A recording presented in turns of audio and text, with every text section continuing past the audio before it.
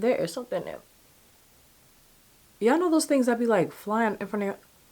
I can't tell if that was in my contact or if that was real.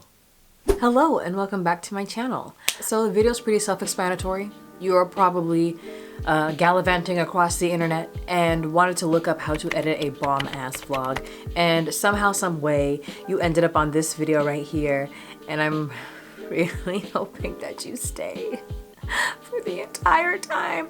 I need the views. Vlogging is something that I've done fairly recently, but video editing is something that I've done for like almost 9 years now. One thing that I realized when watching other vlogs was that the ones that I loved the most were the ones that kind of made me feel as though I was there. Like, they were incredibly engaging, and that was because the editing was really well done. And by well done, I don't mean necessarily expensive looking. Honestly, my favorite thing about vlogging is just how you can take a really mundane event, but if you piece everything well together, it can be incredibly engaging and really satisfactory. Really what I want to do today is show you the basics, because I feel like no matter what kind of vlog you're trying to make, it's not that hard to boil down to the foundation of it all, which in my opinion is just really good editing. And really good editing also comes from really good filming. And yeah, let's get into it. So like I mentioned earlier, vlogging isn't really premeditated because you don't know specifically what's going to happen. But the thing is, there is some planning that comes with that, because you may not know what's going to happen, but you know specifically what you want to get.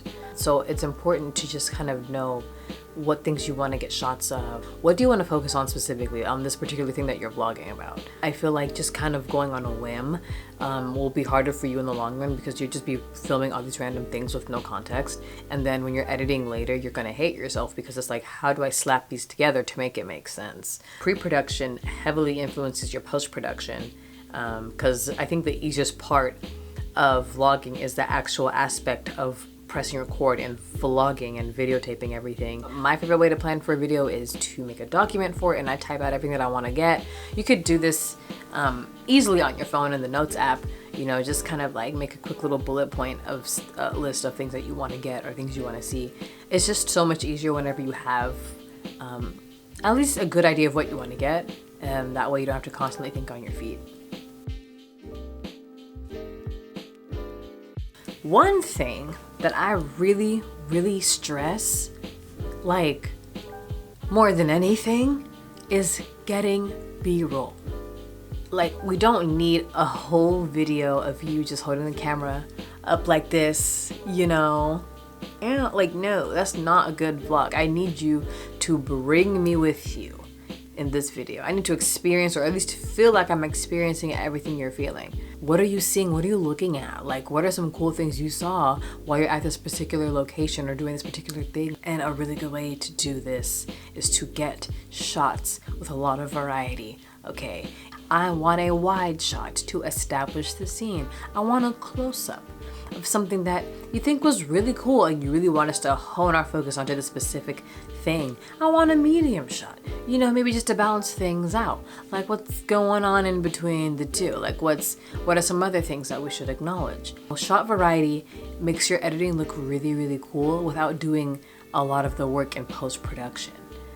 You know, like literally you're just slapping those things together. You're just putting clip by clip by clip, and that is all you have to do. I know a common thing in vlogs is whenever people have a little sit down, maybe in between clips, explaining certain things or talking about certain things. But if you're the kind of person who doesn't want to make vlogs like that, it is important that you do get a lot more B-roll shots to make up for that, and then maybe provide a voiceover later.